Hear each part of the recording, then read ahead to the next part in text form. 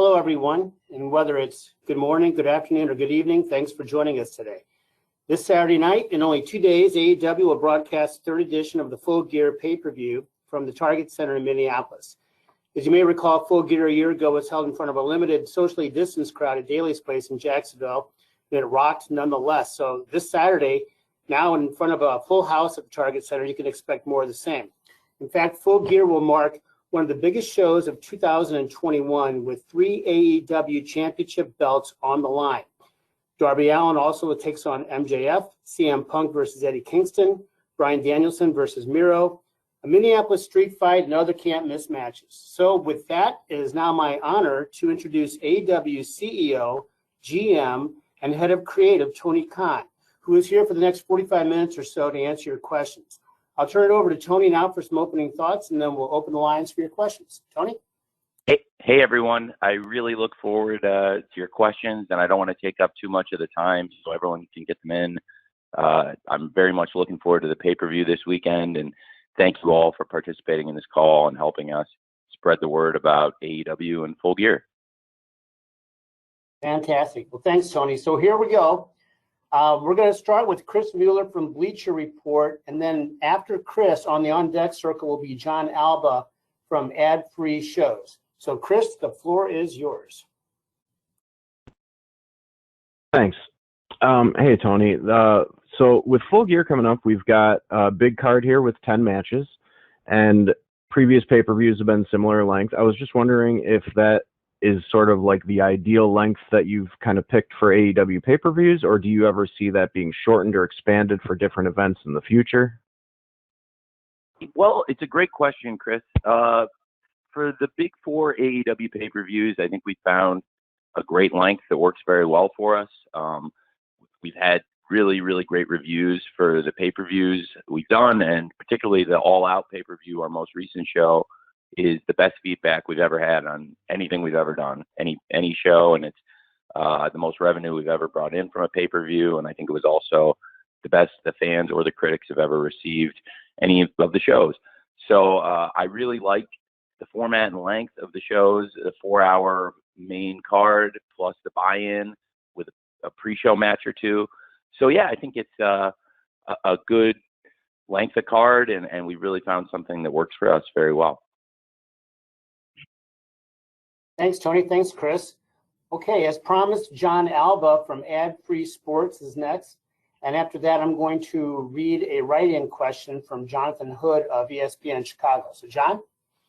Jim, thank you. And Tony, thank you for your time, as always. I'd like to ask about Hangman Page, someone who we saw at the introductory press conference for AEW back in the beginning of 2019. He was positioned to be a big star out of that gate, and yet here we are now, more than 2 years later, seemingly ready for what could be a crowning moment. What would you like to say about his journey over the course of that time and how he's grown as a performer, and why is now the right time for him to face Kenny Omega on this stage? Well, it's a great question, John. We talked about homemade stars before in AEW, and this is the epitome of the homemade star. Hangman Page was a young wrestler when he joined AEW, who a lot of the hardcore wrestling fans knew, but he hadn't had a lot of experience wrestling on national television, and he's really blossomed under the eyes of the fans and the people who've been watching AEW from the beginning. And we've been really blessed to have a great audience that stuck with us from when we first launched Dynamite in 2019. And there's all these fans that have seen Hangman grow. He actually got the very first shot at the AEW title. He and Chris Jericho, Hangman and Chris Jericho, wrestled in the first ever All Out main event. They had a great match. And then we've seen Hangman grow so much as a wrestler from when he debuted. Obviously, we, had big plans for him. I thought really highly of him since he first came in, and have always believed he's a top wrestler. Now here he is again, getting another opportunity at the championship, and it's a very different company and it's a very different situation. There's so much history between Kenny and Hangman. They had a great partnership. It was something I felt really strongly about from the beginning of AEW, that I really believed in Kenny and Hangman together as a team and what we could build from it. And here we are, and we're still it's still, bearing the fruits of our labor. So I really have always believed in Hangman Page, and I've also really believed in Kenny Omega, and that there's something special between the two of them at first as a tag team. On our third ever Dynamite in Philadelphia, we did a match. It was Kenny Omega and Hangman Page versus John Moxley and Pac, and that was the first time Kenny Omega and Hangman Page had ever teamed. And I liked it a lot. The match did a really good number, and they kept teaming. And there was so much story. I mean, they had so much chemistry, and then they had this amazing match against the Young Bucks at Revolution, and we just saw they had an amazing chemistry as a tag team. Yet there was something between them where you could immediately tell that someday it was going to be an amazing rivalry between Kenny Omega and Hangman Page. And then they had an amazing match at Full Gear last year, and as Jim said in the introduction to the call, Full Gear last year was held at Daly's Place in front of a physically distanced, limited crowd. But at the time, there was nothing like it in North American pro wrestling. There were about 1,300 fans at Daly's Place at about 25% capacity, outdoors, socially distanced. So we did those shows, as you've all heard me say many times. It was like a drive-in movie where each group of fans had their own pod, and they had their own seating section outdoors. And we found a way to bring outdoor wrestling and live wrestling back. And it was the only place on TV worldwide, really, where the fans could see that kind of wrestling with the fans cheering and going crazy. And what a match it was at Full Gear. Kenny Omega and Hangman Page last year in the finals of the Eliminator tournament to get a shot at the world title. And then from there, Kenny Omega won the world title, and he's closing in on 1 year as the world champion. He is our longest reigning champion, and the company has grown and evolved so much with Kenny as the champion, and he's had so many classic matches already in this run, and I'm very excited for their match. And I think for Hangman Page, it's hard to talk about the story of Hangman Page in AEW without talking about also the story of Kenny Omega. And that's one of the reasons why this Kenny Omega versus Hangman Page match is one of the most anticipated matches, I think, ever in AEW. The character of Hangman Page, I think the fans have grown to love him more. On January 1st, 2020, we saw kind of a more vulnerable side of the Hangman character for the first time. To be honest, on BTE, I watched the BTE show, and the guys do great work on it, and they come up with really funny stuff. And a lot of times, if I see something on BTE that I really like, I'll say I want to use it on Dynamite. And a great example more recently of that is the John Silver Adam Cole stuff. I saw that on BTE. I thought it was great, and I was getting over it. I wanted to use it. And really, John Silver himself, a year ago, I saw John Silver doing all this stuff on BTE, and it was like, hey, like, you're doing all this amazing stuff on BTE. I think, I think you should be doing this on Dynamite. I'm very impressed. And, really cut back to 2019, a year earlier, I had seen Hangman Page drinking on BTE and doing a character. And I thought his acting was great, and I thought the character was great, and it showed a more vulnerable side of the Hangman and made him, I thought, really a flawed hero in many ways. And I think it has made him connect more with the audience. I think it's worked really well, and it was a big part of the story. And then people were, ready to see him come back from the lowest lows and get some redemption. But it's a great story because there's something in front of him, an obstacle that certainly he's never conquered and nobody's been able to conquer. So I think everybody's really looking forward to seeing what's going to happen at the pay-per-view between Kenny and Hangman. Thanks, Tony. Thanks, John. I'm going to read a question here from Jonathan Hood from ESPN Chicago. Tony, Jonathan would like to know, how likely is it for you to have pay-per-view events in California or other Pacific/Mountain Time Zone cities in the future? After Tony answers that, we'll be calling on Sean Ross Sapp from Fightful. Tony? So, thanks, Jim. It's a great question, Jonathan. And we are coming out to the West Coast next year in Double or Nothing. I'm sorry. I feel pretty safe about saying it now. I think it's been, I it's been difficult not being able to travel as much as we would have liked. And right now in 2021, we're making up a lot of dates that were shows we had scheduled in 2020 and had never done. Like in April 2020, our whole slate got canceled at the beginning of the pandemic outbreak, and it was a run of shows we had of Milwaukee, St. Louis, Boston, Philadelphia, and Houston, and all 5 of those shows we just did very recently here in the past couple months. So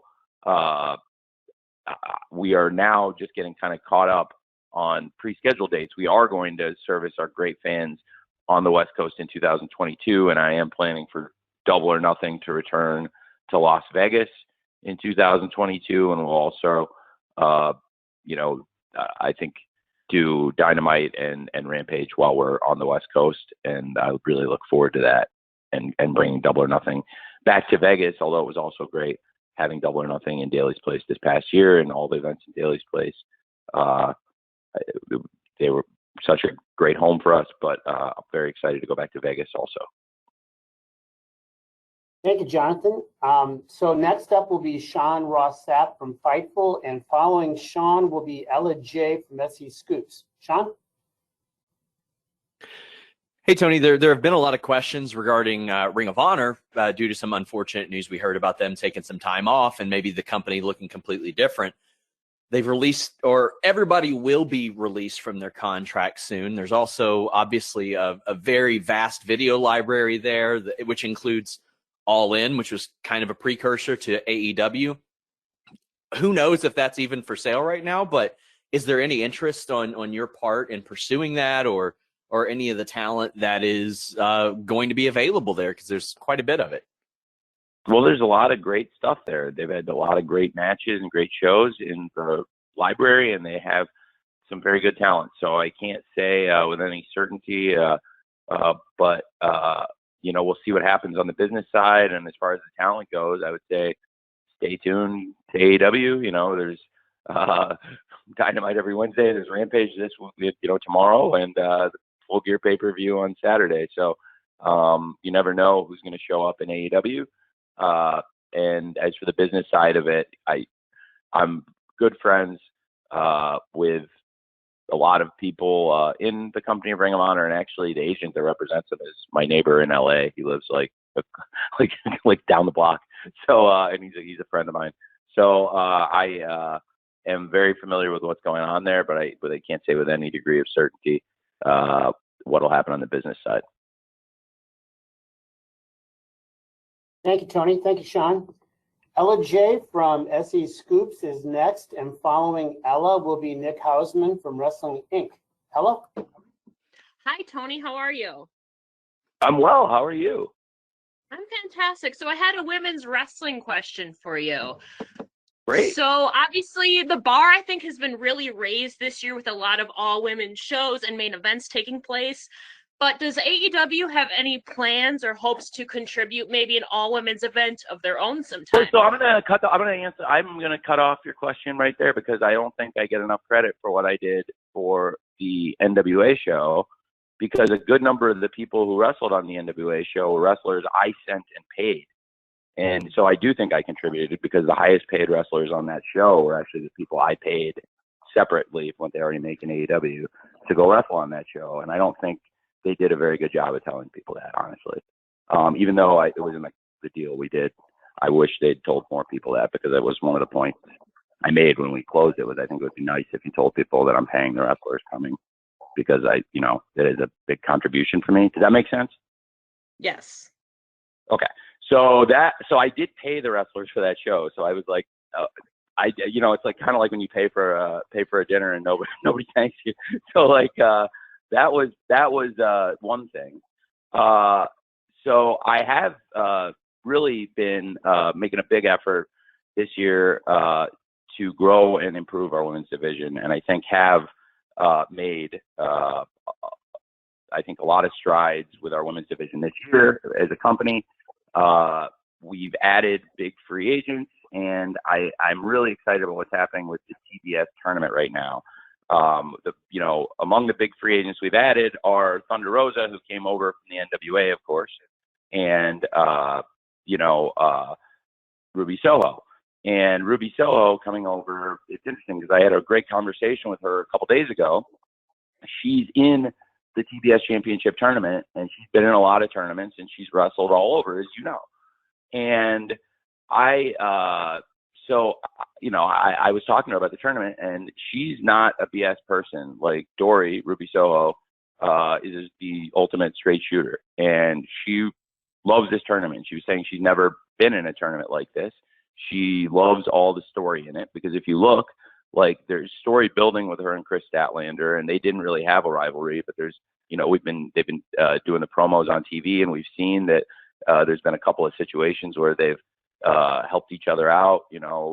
Chris had Ruby's back, and then now they're even, and Ruby doesn't owe her anything anymore. And really, I'm excited very much for Jade versus Red Velvet. I'm very excited for Sheeta versus Nyla Rose. And of course, we've seen a lot of great build, including last night's Dynamite, towards Thunder Rosa versus Jamie Hayter. So I have been and am trying to actively make big strides in women's wrestling. And as far as a lot of the stuff that has been happening in the all-women shows that have been happening other places, I actually have made great contributions, including financial contributions, which I think they could have done a better job of telling people about, honestly, if that makes sense.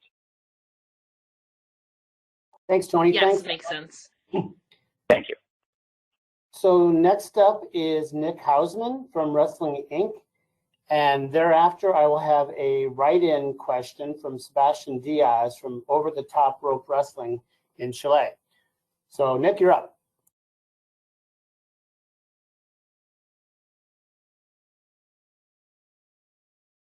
Tony, can you hear me? Hey. Tony? Hey, can you hear me? I can hear you great. Okay, sorry. I had myself No, you're double. good, Nick. Okay, wonderful. Hi, Tony. Thank you very much for the time. I kind of want to follow up on something I'm sure you get a lot of questions about. But, earlier when you were asked about Bray Wyatt, he was still under 90-day non-compete. Obviously, that expired like a week and a half ago. I guess on behalf of a lot of fans, I know he's interested in the movie business right now. But have you had any contact, or has your interest level changed in bringing Bray Wyatt, into AEW? No, I like Wyndham a lot. We'll see what happens. I haven't talked to him about it ever, about him coming to AEW. The last time I saw Wyndham was at Chris Jericho's birthday party, and I think it was a pretty late night, and it was last year. So it's a very different world, and I only saw him in passing very briefly. I was heading out as he was heading in. But it was pretty late at night. But I think he's a wonderful person and a great talent. Thank you, Nick. Okay, I've got a question here from Sebastian Diaz, who's writing in from Chile. Hi, Tony. We're entering the last weeks of Dynamite on TNT as a weekly show before we jump to TBS. So that's a new start. Will there be a refresh of the brand, maybe new music, new logos, stages, or will it be the same? Greetings from Santiago, Chile. Tony? Hey. Okay, so basically, Jim, the question about Dynamite, just to make sure I got the question, it's asking if the format will be the same when we move to TBS. Yeah, format, look, staging, the lighting, the music, will be a different look on TBS, or are we going to pretty much go from the TNT look into TBS? Well, it's a great question. Okay, so now I understand. That is a great question, and it's a few questions in one. The great wrestling and the great wrestlers and what people love about Dynamite, for the most part, I think that's all going to be the same. But the look of the show, we may do some tweaks and in presentation, and it'll be fun, and we'll do our best. And if you don't like it, then we'll go back to what we had. But I think we're gonna look at the presentation of the show going into TBS. But the wrestling, the wrestlers, all the stuff you love about the show, for the most part, I think will be the same. And hey, if I mess with the look of the show and you don't like it, I can always go back. So I think that's a great question. But I'm also very excited about the move to TBS and all the great things that will happen with that, which will be great for us. It's great to be back on Wednesday night now, we were on this amazing run on Wednesday nights, and really it's our home. And there have been a couple times where we've had to shift to, Saturdays here and there, and it's always, uphill to get your momentum back when you do. So I think, as I understand, to be a bit less time shifting when we do move to TBS. There are still sports on TBS where there are conflicts and stuff, but I think it'll be great for the fans, and very excited. Also, Rampage will be staying on TNT, and of course that same week in January when we launch Dynamite on TBS, we'll of course have Rampage again on TNT, and then we'll have the first ever Battle of the Belts in AEW. So stay tuned for more info on that. And 2022, we're going to start it in a very big way. Thank you, Tony, and thank you, Sebastian, for joining us from South America. So I'm going to come up with two names here. Steven Spice from Steven's Wrestling Journey will be next, and he will be followed by Niger Chambers from Big Gold Belt Media. Steven, are you ready? Yes, I'm ready. All yours. Hi, Tony. Thank you so much for bringing me on. This means so much to me. Hey, how are you? I love AEW. Thank you. I'm glad to hear it. And so my question is, how do you and your crew develop the ideas of the matches that go on these pay-per-views and every Thursday night and Wednesday? I work really hard, and I work with a lot of different people, and so I stay up really late on Tuesday nights and Thursday nights a lot, and that helps come up with ideas. And a lot of times you're thinking about it all night and or all day, and you never know when the great ideas come to you. And then a lot of other people have really good ideas too. So I talk to lots of different people, and lots of different people have really good ideas, and I have to take all the ideas and figure out which ones are the good ones and which ones are the bad ones. And I try to mostly pick the good ones. And I have a lot of ideas on matches, and I try to organize the show every week based on what would make sense for the fans and what would make sense for the flow of the show. And, I have to fit the commercial breaks in. And it's a very different job formatting Dynamite versus formatting Rampage. A lot more goes in some ways to doing Dynamite, where you have all these segments, and there's so many people in a Dynamite, and there's so much stuff that happens in a 2-hour show. In Rampage, it's more succinct because I like to get a lot of good wrestling in a 1-hour show, which is a challenge, but it's also a really fun challenge. So it's difficult in a totally different way. And then the pay-per-views, which you also asked about.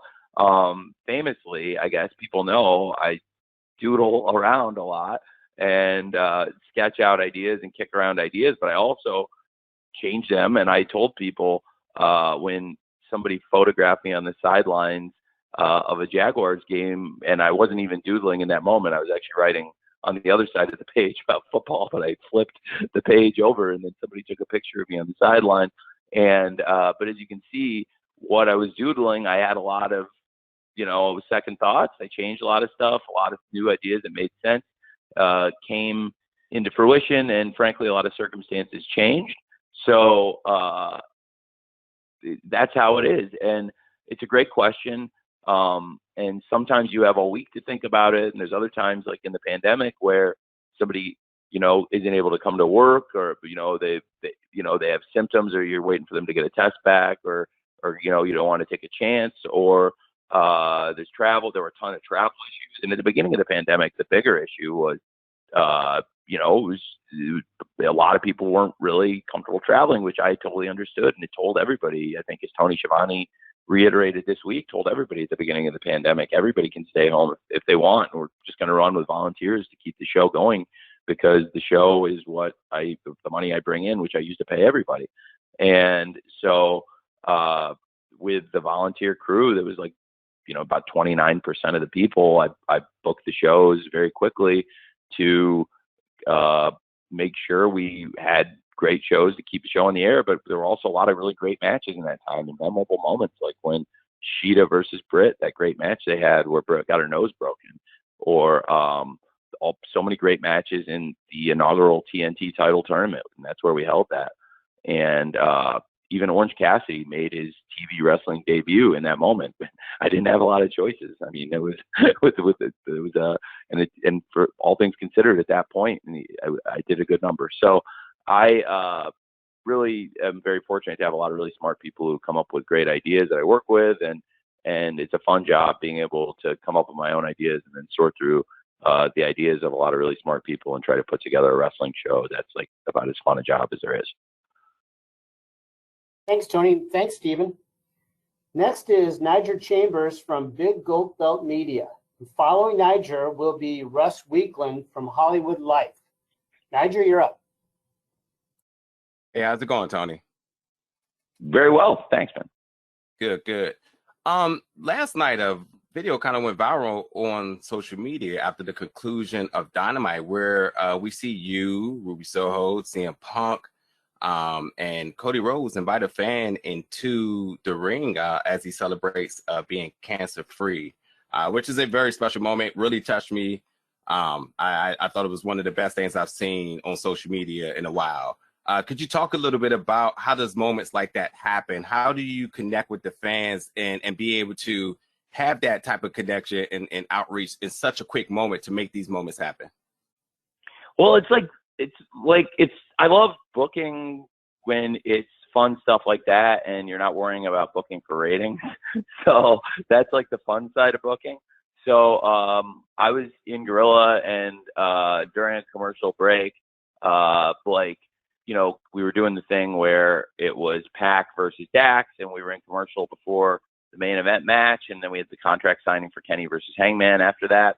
And I was by Cody, and I had planned for Punk to go out because the crowd hadn't gotten to see Punk yet, and I wanted to make sure he interacted with the crowd because he was on the show fighting backstage with Eddie, but the crowd hadn't heard from him and seen him, and I know it would mean a lot to a lot of the people for him to come out and be there. So I had mentioned to Cody I was going to go out with Punk, and Cody had said that he'd heard, and Cody does such a great job of community outreach, and he works with a bunch of great people, including the captain Sean Dean and Thunder Rosa and other people in AEW, including Amanda Huber, and they found a fan who they said was cancer free, and that was really cool.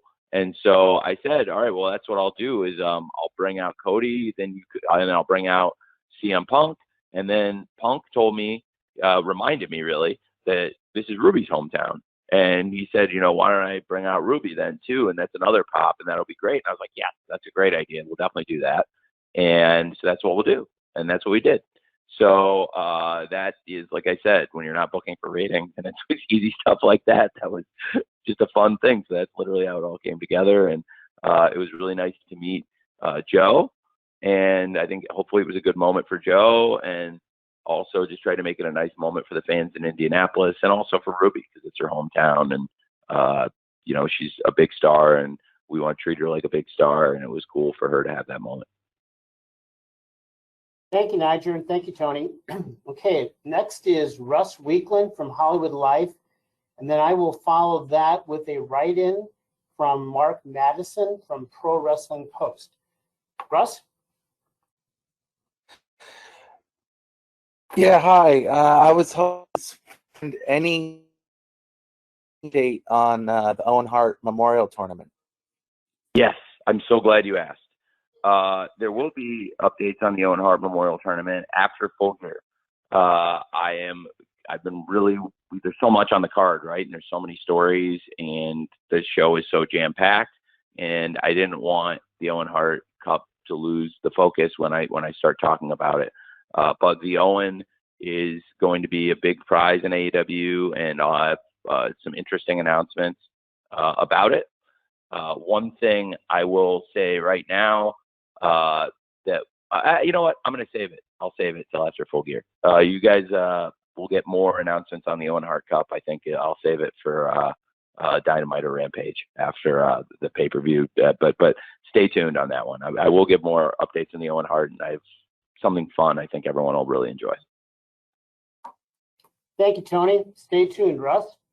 So Next, I'm going to read you a question, Tony, from Mark Madison of Pro Wrestling Post, and then after Tony answers that, next up will be Stephanie Chase from Digital Spy. Here's the question from Mark, Tony. With Eddie Kingston's recent Players Tribune article in which he poured his heart out, could you see back when he initially joined AEW what his contribution to AEW and to the locker room would be eventually, a year from now?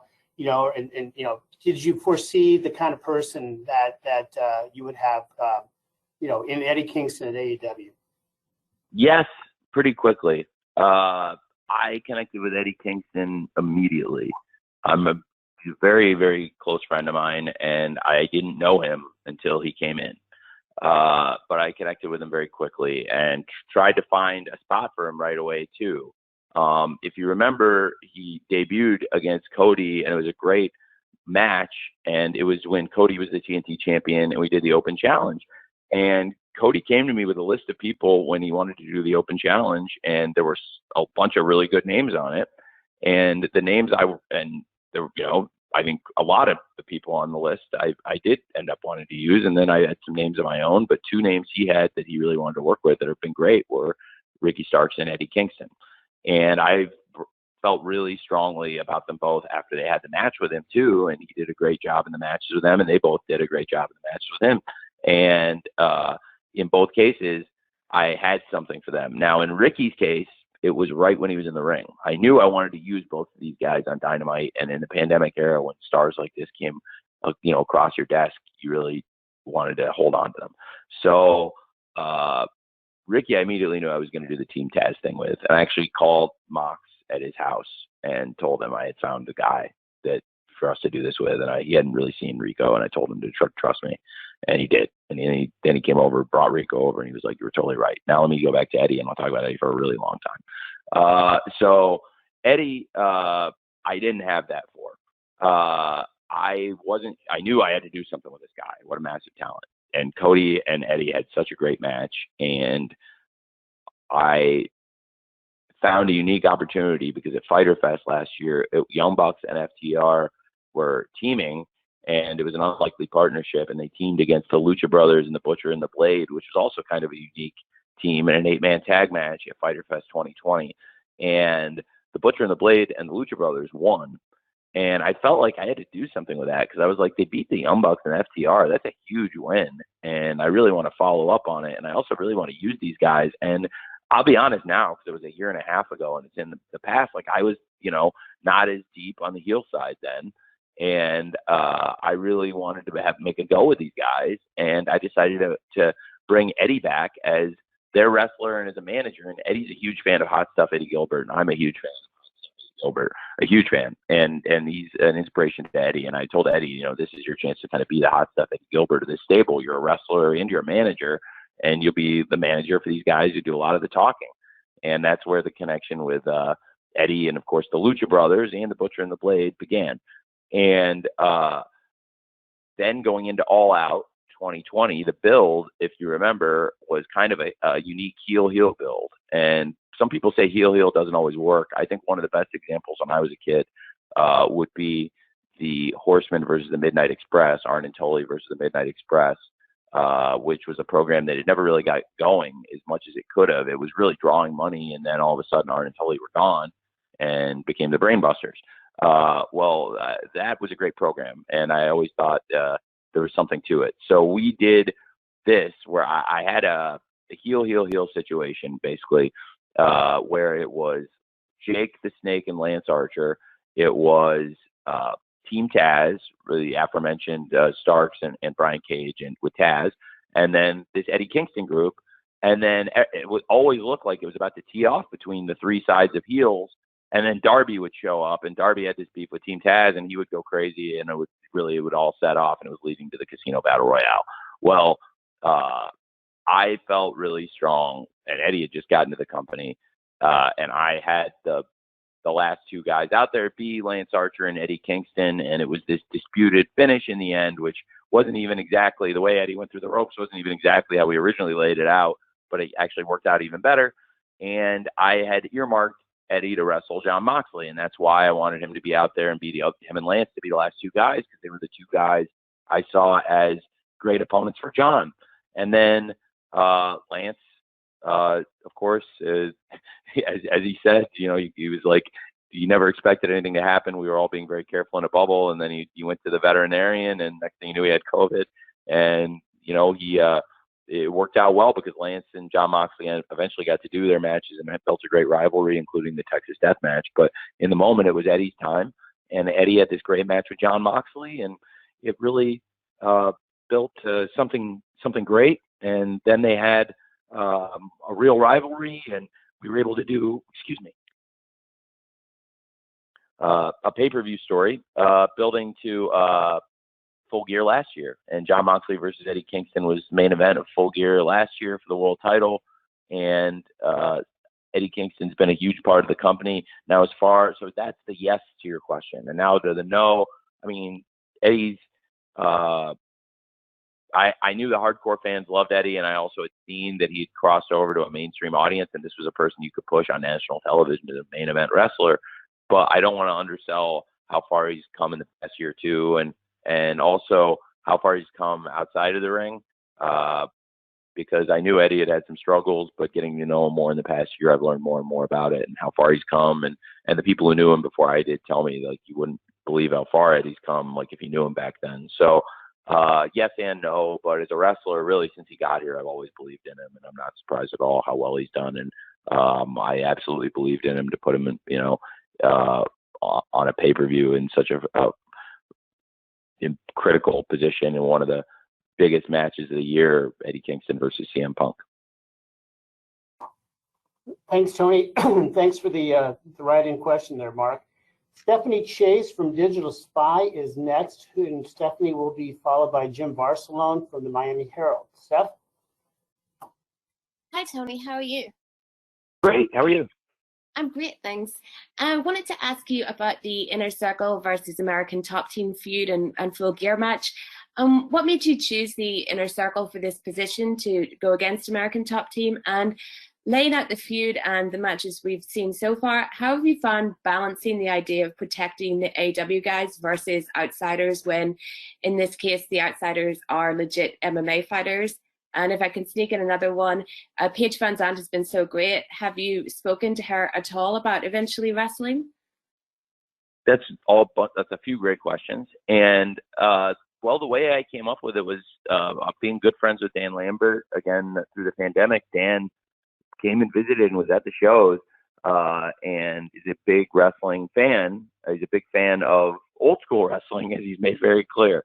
And he's also a big fan of modern wrestling, and he's a really intelligent person. And he had in his stable an American Top Team in his camp. He's got some of the best fighters in the world. And the idea for Inner Circle to be their opponents, I had gone to Chris and I told him, I think there's something really here, and maybe I'm crazy, but Chris totally agreed. And it's funny because I've seen all these arenas with all this heat, and now looking back on it, it's amazing how far it's come. And we've been at Arthur Ashe Stadium and big arenas across the country, and wherever we go, Dan gets insane heat, and the American Top Team get booed, and people love Chris Jericho in the Inner Circle. So it's I think it's a great pairing, and it's produced some of the loudest reactions from the fans we've heard in a long time. And I think people are having a lot of fun with it. It's a cool rivalry. It's gotten us a lot of mainstream buzz, which I also expected going into it, because when you have things like Jorge Masvidal throwing the flying knee at Chris Jericho, that is going to get picked up. And in that case, it got picked up almost every outlet. So it was some of the biggest mainstream coverage we've ever had, along with, other huge stars we had in AEW like Shaq and Mike Tyson. And this got picked up on that level, along the lines of Shaq, Mike Tyson, Snoop Dogg, and other great celebrities who come into AEW. So the American Top Team have, I think, been great for us and will be great for us. And the Inner Circle also are, since the beginning of AEW, steadfast parts of the show, and really very excited for the Minnesota Street Fight and Paige Van Zandt. What a great talent. I'm a huge fan, and I really like Paige. Paige and Austin, and have been here a lot, and I would love for them to keep coming and for Paige to do more. Absolutely, I think she's tremendous. Thank you, Stephanie. Next up will be Jim Varsalone from the Miami Herald, and Jim will be followed by Bill Pritchard from WrestleZone. Jim, you're up. Unmuted. Oh, thank you so much. Wanted to address the dark tapings at Universal Studios and your thoughts of how things have been going there with that, the crowds, just the whole setup there. And is the plan moving forward to just continue doing it from Universal when you can, going into the next year? So yes, to be a total straight shooter, yes, I'm going to keep doing that dark tapings or when we can, when it makes sense. When we've done live rampages, as many of you know, in the wrestling media, we've also taped dark there and done elevation at Dynamite, which is what we did this week. So we will again tape dark tomorrow before Rampage. So I am expecting that to continue to kind of be the cadence, and we can look forward to more dark tapings at Universal. The fans have really enjoyed them, and I've had a lot of fun at them too. If any of you who've been at them, I think they've been really fun shows, and a lot of the big stars have been very generous with their time too. So it's a fun thing we've been doing. Thank you, Tony. Thank you, Jim. Bill Pritchard from WrestleZone is next, and Bill will be followed by Samantha Shipman from Daily DDT. Bill? Hey, Tony, how are you? Hey, Bill. Great. How's it going, man? Not too bad. Thanks for taking the time for this. I actually wanted to ask about Lio Rush. He made his in-ring return this week, and just wanted to get your thoughts on. Oh, happy birthday! Just wanted to get your thoughts on how that's going. If there's any plans to, keep them as a dedicated tag team, or if it's really just feeling things out right now and use them as best as. I think it's a story that is developing between Lio and Dante. So without saying too much, I don't think you or anybody wants me to probably say where exactly they're going. But I really have enjoyed it, and I've had a lot of people come up and enjoy it, and it's something that I felt really strongly about. And I haven't made it a secret that I really like Lio, and I think he's a tremendous talent. And I think he's benefited from the coaching that I've given him, and he's gotten great coaching from others. I think Sanjay did a great job on that match last night, coaching with them. And Sanjay and I work real close with Lio and Dante, and with Seidel and Moriarty. So I am a huge fan of Lio Rush, and I really think he's got a lot. And like I said, it's his birthday. Happy birthday, Lio. And I think he's had. I'll choose my words carefully here. When Lio retired from wrestling, he came in, he did one show for us, he retired from wrestling, and I actively recruited him to come back, and thought it would make a lot of sense for Lio at his young age, once he got over the injury, to just trust me and let's give this a shot, because I think he'd had a tough go other places, and he was mentally, it seemed, really burned out on the wrestling business, and he's done other things. He's a great athlete, but he's also got a great personality, and he's been on MTV The Challenge, which is a big show. And but if he's not wrestling, I think he's not using great talents that he has. And so I'm glad people got to see that last night. He had debuted in the Casino Battle Royale at Double or Nothing, but then we had never seen him wrestle on TV or in an actual sanctioned match. So I was really pleased with how it turned out. And for the live crowd, I went back out with Lio and Dante when we were in break and raised their hands for the crowd, because I thought they did that well. So it was very good. Okay, thanks, Tony. So next is going to be Samantha Shipman from the Daily DDT. Then I'm going to take a question from a write-in, then we'll spin the wheel to see what the final question of the day is. So Samantha, you're up. Hello. Hi. How are you, Tony? I'm doing great. Thanks, Samantha. Good. I have two questions for you, but we'll start with the first one because I think that might be a little bit more of what everybody's going to be listening for. So we've seen last night, we saw Best Friends join Chaos. Kenta has put it out there that he wants to GTS Punk. We've seen Kenta in AEW. We've seen Rocky Romero. We've seen Suzuki. We've seen Nagata. So what is the relationship with New Japan like heading into 2022? And is that something where we could potentially see AEW wrestlers going into things like Wrestle Kingdom and New Year Dash, or even later in the year, maybe in the G1? Or what is that kind of looking like with that relationship right now? Okay, and what's your second question? My second question is completely different from that. It is actually about the women's division. And we see that we have. I can. Jim, it's fine. Is it okay if I answer that one and then go back to our other question, just so I don't? Absolutely. Okay, great. Well, I'll. So first of all, okay, it's a great relationship. I really enjoy working with New Japan. It's changed a lot since AEW started, because when AEW first started off, I think they were pretty pissed off with me, and then as wrestling went on, I think they saw that like I wasn't really trying to stop them from doing anything, and I actually made a lot of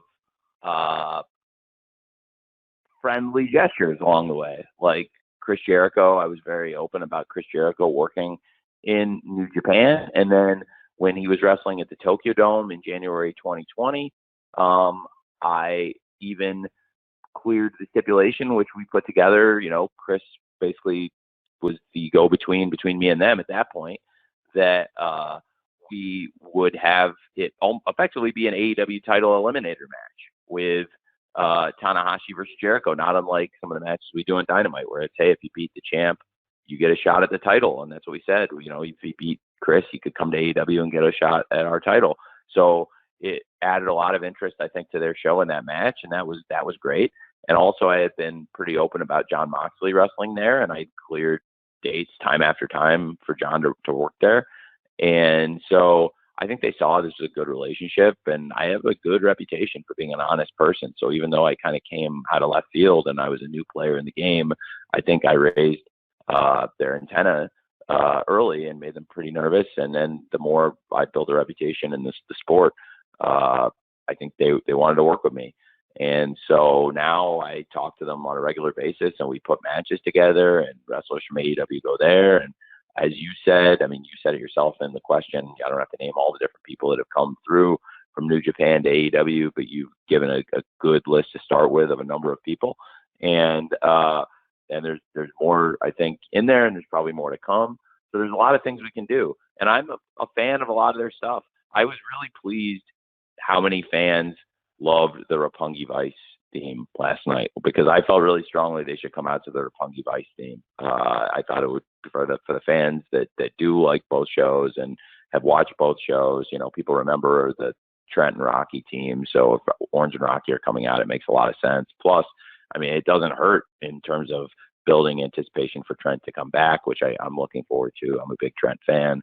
And look, with New Japan, it's a good relationship. And that's why I was so amused when the story of the day on a weekend in the summer, this past summer, was this story that kept getting buzzed, that clearly was getting signal boosted by some PR person, that New Japan would work with WWE, which was comical to me, because I was doing all this stuff with New Japan. I had all these plans with New Japan, and I knew Nagata was going to be coming to Dynamite, and we were doing this stuff with Kenta and had other plans in the future. And this was before we had even worked out Suzuki coming in. And I'm not sure if you mentioned Kojima, I didn't hear it, but you might have. But Kojima is another great wrestler who's come in and wrestled on pay-per-view for us at All Out, had a great match with Mox. So I've really liked working with them, and I had this close relationship with them. And that's why I was like close to a live show, and I thought it would be a fun promo to cut to get some buzz on the show, talking about the fact that we have the partnership with New Japan, and I've been reading all these stories that New Japan and WWE are about to start this deal, and if that's the case, it's news to me because I had just reunited Roppongi Vice on Elevation, and Nagata was going to be coming in, and we had all these plans with the U.S. title with Mox, and I knew that we had talked about what I was setting up with Mox versus Lance for the Texas Death Match, which was going to lead to Lance versus Tanahashi for them. So we've been working together pretty close. So I asked them if they wanted me to do this promo because I thought it would be good buzz for New Japan and AEW, and they thought it was hilarious. So that's how that happened.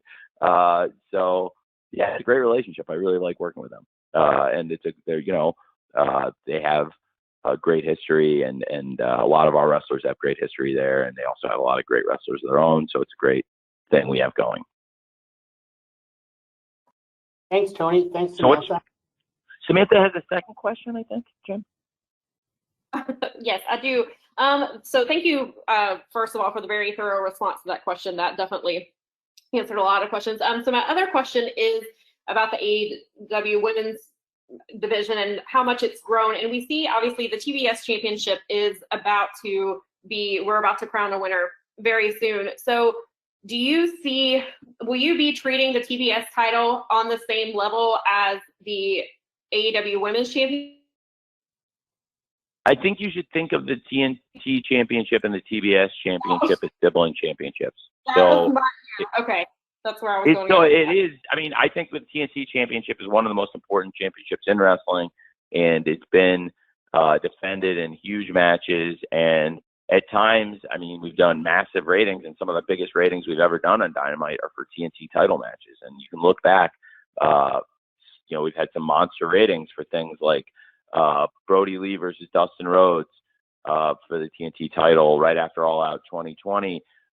Cody and Brody in the dog collar match did a great number, and Darby versus Brian Cage did a really good number, and Darby versus Matt Hardy, Falls Count Anywhere for the TNT title, is one of the biggest numbers we've ever done. So I think the TNT title has a great history. It's done some really big numbers, and then our women's championship, again, Dr. Britt Baker's great champion. Whoever wins the TBS championship, I think we have a number one contender, Ty Conti now, that's in line, to me, to wrestle for the world title. So the way I did the TBS championship bracket was, okay, let's take the top five, and you had number 2, 3, 4, 5. So you had, Jade Cargill, Thunder Rosa, Nyla Rose, and Chris Statlander. I gave them what we would do in like seeding in the NFL or in a lot of sports tournaments. You would take the top seeds and give them a bye. So as we were building, Ty Conti, I think, is, by the way, we're talking about our women's division. It's not on the subject of the TBS championship because Ty Conti's wrestling for the world title. But I have to say, Ty Conti is one of the most improved wrestlers in the world. And I always thought she was a great prospect. And for years, I really admired her. She's one of the people I was really shocked we were able to hire, because it was somebody that I was surprised got let go. And when she got fired, I wanted to snap her up very quickly. I was a big fan of Ty Conti, and I think she's a great number one contender. And I'm really excited for the Ty Conti versus Britt Baker match. Britt's been a great champion for us, and Ty's a great number one contender. So the TBS championship, I took the rest of the top five, who are all also top contenders in line, gave them the first round buys, and then took the next 8 and built a 12-woman field. And now we're into kind of I don't want to upset the NCAA, but I will not call it the Elite 8, but we're into this really great 8 final women, and really excited for the quarterfinals of the TBS championship tournament. And I think it would help a lot.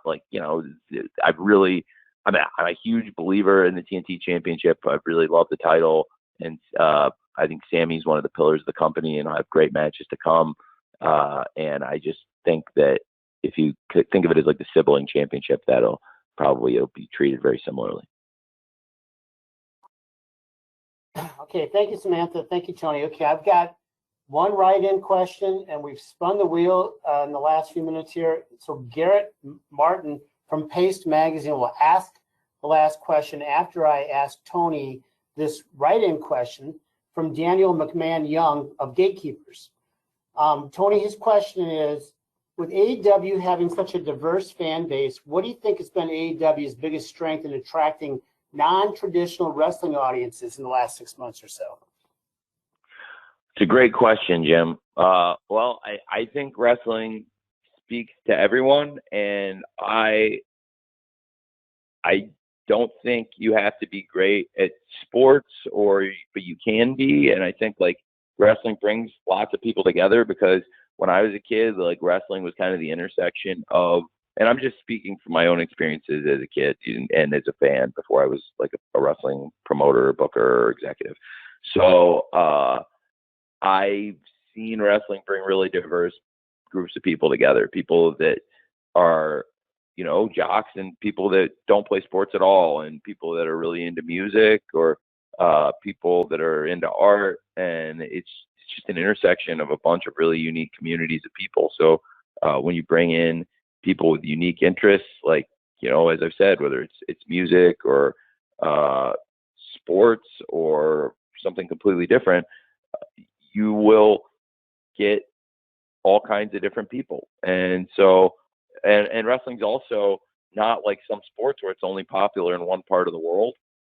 Wrestling's big in a lot of countries, you know, where some sports that we watch on TV or that are big on TV and do good ratings in America, for example, you know, they may not be as popular as wrestling in a lot of these other countries. So wrestling, it's big all over the world, and I think it just speaks to a really diverse group of people. And AEW now has gotten great penetration, and as we go into our third Full Gear pay-per-view and we go into our final pay-per-view of this 2021, it's really our first chance we've had to show off this new roster of wrestlers. And I'm very excited about it because we have all these big stars we've signed, you know, CM Punk, Adam Cole, Bryan Danielson, Ruby Soho, and many others in the company. And the company's really grown, and I'm really just very excited because coming out of Full Gear, I think people will see more so than ever, you know, looking back at where we were a year ago, how far the company's grown. And to your question, because it's a great question, I think also, you know, trying to add AEW in more countries, trying to expand our TV. You know, we've got Dynamite on a lot of places, now getting Rampage on more places, and making our pay-per-views available on different countries, on different platforms. I think we can continue to grow the audience worldwide, which will help us make an even more diverse fan base. Thank you, Tony. Okay, we're going to call on Garrett Martin from Pace Magazine. And Garrett, you're up. And after Tony's response, then we'll wrap this up. Garrett? Cool. Hey, Tony. Thanks for talking. So let's circle back to Full Gear for this last question. I know a lot of people, they're expecting something like a coronation for Hangman this weekend. Now, how did his paternity leave impact the timing of that and your plans? And how different would the last 2 months of the main event scene have been if he hadn't taken that time off? Well, I don't want to say what my plans are. I think everyone's going to have to watch here and buy the pay-per-view to see what exactly is going to happen with Kenny and Hangman in the world title match. I have looked forward to doing Hangman versus Kenny for a long time. Him taking time off absolutely impacted the main event scene because Hangman Page was one of the top contenders and is one of the key wrestlers in the company. So it was something I was had to pay close attention to, absolutely. But on the other hand, I tried to make lemonades out of lemon, as I'm often doing when there are challenges with scheduling shows and with people traveling and coming to the shows. And in this case, if he wasn't going to be at the shows, I had to make the best of the situation, and I think we did. And, you know, to be without one of our top stars in the company and still put together All Out and have All Out be such a great success and be so well received by the fans, and also such a commercial success and sell well over 200,000 pay-per-views worldwide. And that was before people knew for sure that Bryan Danielson and Adam Cole had come into AEW. And now that we've got this amazing roster of people here, it's pretty amazing to me how far we've come. But now, really, again, this will be the first time we've been able to show off so much of the new roster at one time. So I would say it wasn't exactly what I'd originally expected when he wasn't available around All Out, but I also try to make the best of it. And it's great to have Hangman back now, and I'm really looking forward to Kenny versus Hangman for the world title. Thanks, Garrett. And Tony, thanks for the extra time today. That was very nice of you, and really thanks to everyone. We're now officially at the end of our time. So per our custom, we're going to be distributing an audio recording to all attendees here shortly. And so finally, if you're in Minneapolis this weekend, we do look forward to seeing you at the Target Center, and especially for our traditional media sessions with Tony and other AEW talent at the conclusion of the event. No matter where you are today or on Saturday night, on behalf of Tony and everyone at AEW, we thank you for spending the last hour or so with us. We, as always, do not take your interest for granted and appreciate all you do. So we look forward to joining us Full Gear on Saturday night. Best wishes, everyone. Thanks, Tony. Thank you. See you guys. Thank you very much.